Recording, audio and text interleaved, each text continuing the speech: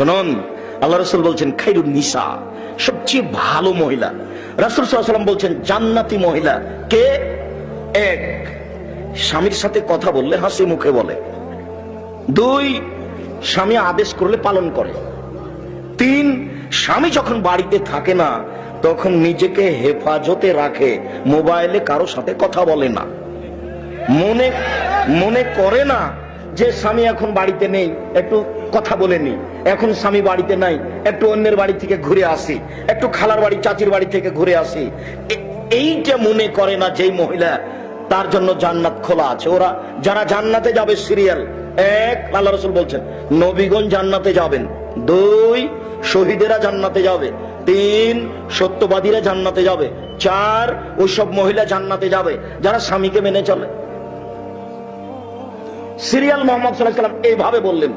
আমি অনুবাদক, আমি এখানে বাড়তি কিছু আপনার জন্য বলিনি। আমি আপনাকে বলছি স্বামীকে মেনেই চলতে হবে, এটাই জান্নাত।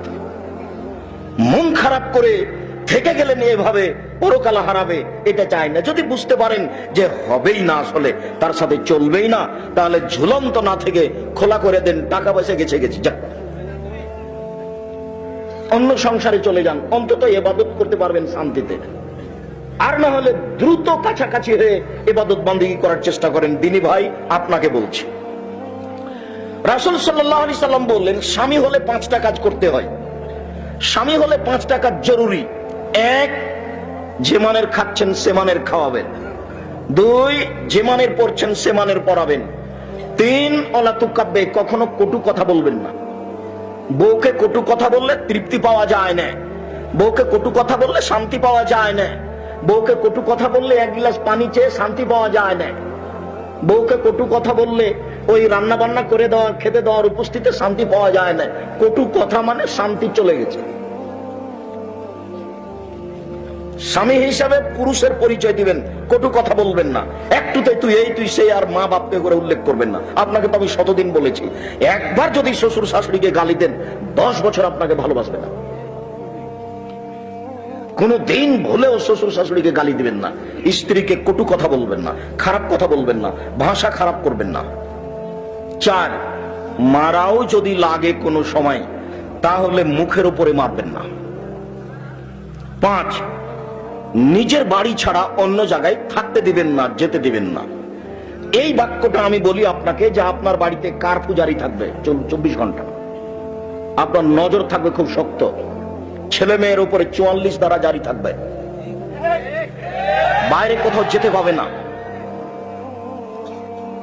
ভ্যানওয়ালা বলছে তাড়াহুড়া করে বাড়ি চলে যাবো, রাত 7:30 8টা বেজে গেছে। বলে তুমি এত তাড়াহুড়া করছো কেন? বলে ফখরুদ্দিনের যুগ, কি যে হয়। রাজশাহী মেডিকেলে মানুষজন নাই, একটা কলার ছাল পড়ে নাই, ফাঁকা পড়ে আছে। কে বলছে এটা ফখরুদ্দিনের যুগ? আরে কোথায় থাকলো সরকার? সারা দেশ একবারে কারফিউ জারি, 7টায় দোকানপাট বন্ধ, রাস্তাঘাটে মানুষজন নেই, মেডিকেলে মানুষ নেই। তো স্বাভাবিক একটা মানুষের হুকুম এদেশে চালু হয়ে গেলে এইভাবে, আর আপনি এইভাবে উপার্জন করে ছেলে মেয়ে বউকে খাওয়াচ্ছেন, আর আপনার কোনোই কথা চলে না। ঠিক আপনার মতো স্বামীকে আমি ঘৃণা করেছি, আপনার মতো স্বামীকে আমি ঘৃণা করেছি। আপনাকে আমি এদের অপমান করিনি। আপনি এটা মনে করবেন না যে আব্দুর রাজ্জাক সাহেব শেষে যেটুকু করলেন এটুকু মনে হয় খুব খারাপ হলো। নাউজুবিল্লাহ, আমি তা করিনি। আপনি আমার দিনী ভাই, আপনাকে আমি খুব ভালোবাসি। কিন্তু আপনার বাইরের অবস্থা এরকম হবে কেন? আপনাকে আমি কতদিন বলেছি, চোখ যেভাবে ঘুরে বসে ভাবে চলে তার নাম ক্ষমতা। কই আমাদের তো কোনোদিন হাট বাজারে যাওয়া হয় না, তা আমরা তো আছি বেঁচে।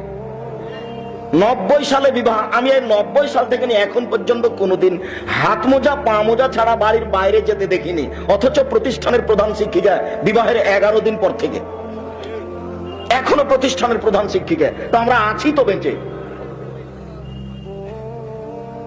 আর আমি অহংকারও করিনি, গর্ব করিনি। আল্লাহ তুমি মাফ করো যদি ভুল ত্রুটি হয়। আপনি বাসায় 3 মাস থাকবেন, সরিষার সমপরিমাণ পর্দার ব্যতিক্রম দেখা গেলে জাতির সামনে কথাই বলবো না। ও তো আজকের নতুন কথা নয়। আমি এই বলে আমি এইটা কিছু বলতে চাইনি, আমি এই বলে বলতে চাচ্ছি যে আপনি যাকে উপার্জন করে খাওয়াচ্ছেন সেই বাড়ি বাড়ি ঘুরবে, আপনার কথা চলবে না, এটা হয় কি করে? তার মানে আপনি কাপুরুষ, আপনি পুরুষের পরিচয় দেন না। বাড়িতে কারফিউ জারি থাকবে, 44 ধারা জারি থাকবে। ভৈসার কোটের লোক মনে করলো যে আব্দুর রাজ্জাক মনে হয় আমাদের নিন্দা করলেন। আমি ভৈসার কোট গ্রামের নিন্দা করিনি, আমি পুরো কুমিল্লা জেলার ভাইদের নিন্দা করেছি এই মর্মে যে বাড়ি ঘেরলেন না, বউ আছে এখানে কিভাবে? বাড়ি ঘেরা নাই, চতুর্দিকে ফাঁকা, তো এখানে বউ থাকে কিভাবে? আমার ভেবেছে না এটা ট্রেন স্টেশন। আমার বউ যদি আপনার বাড়িতে আসে তাহলে মনে করবে এটা ট্রেন স্টেশন, এখানে বোরখা খোলা যাবে না। কেননা এটা তো বাড়ি নয়, বাড়ি হলে চতুর্দিক ঘেরা থাকবে, ইট দিয়ে হোক, খড় দিয়ে হোক, চট দিয়ে হোক, আর একটা দরজা থাকবে, সে দরজা দিয়ে ঢুকবো আসসালামু আলাইকুম বলে। কেননা সালামবিহীন বাড়িতে প্রবেশ নিষেধ, এটা নিষেধ। মুহাম্মদ সাল্লাল্লাহু আলাইহি ওয়াসাল্লাম নাকচ করে দিয়েছেন। একজন ঢুকেছিল, সরো সরো ভাই, দরজা যাও, সালাম দাও, তারপরে ঢুকো। একটা লোক ঢুকে গেছিল, তখন আল্লাহ রাসূল বলেছেন বাইরে যাও, বাইরে যাও, সালাম দিয়ে ঢুকো। বউ যদি ভুলে সালাম না দিয়ে ঢুকে তাহলে বউকে বাইরে পাঠাতে হবে, এটাই নীতি। আপনি যদি সালাম নিয়ে না ঢুকেন তাহলে বউ আপনাকে বাইরের দরজায় পাঠাবে, এটাই নীতি, এটাই ধর্ম। না আহলে হাদিস কিভাবে যে হলাম আমিও বুঝলাম না। আহলে হাদিস মানে আর একজনের উপরে হিংসা করা, এটা তো আমি 18 বছর থেকে দেখছি। নাহলে আমি ওখানে খুতবা দিতে পারলাম না কেন? ঘটনা কি? আমি তো তখন বলেছি যে আপনার মসজিদে খুতবা দেওয়ার জন্য যদি আপনাকে ডাকা লাগবে না, মুচিকে দিয়ে যদি পাঠান তো আমি যাব। আপনার প্রোগ্রামে, আপনার সম্মেলনে যদি আপনি আমাকে ডাকেন বক্তব্য দেওয়ার জন্য, মুচিকে দিয়ে পাঠান তো আমি যাব। আর আপনি আসেন জামিয়া সালাফে বক্তব্য দেওয়ার জন্য, দেখি আপনার কেমন সাহস। আপনাকে দাওয়াত দিলাম, দেখি আসেন মার্চের 4-5 আসেন, আপনি পারবেন না। যদি আপনি মনে করেন যে আপনার কোনো দাম নাই, সে কথাও ঠিক, আমি কচুর পাতার পানি, আমার কোনো দাম নাই, এ কথাই ঠিক। তবে আপনি সাধারণ মনে করবেন না, খুব কঠিন, বহু দূরের কথা। সংকীর্ণতা দূরে করতে হবে, মস্তিষ্ক হালকা করতে হবে।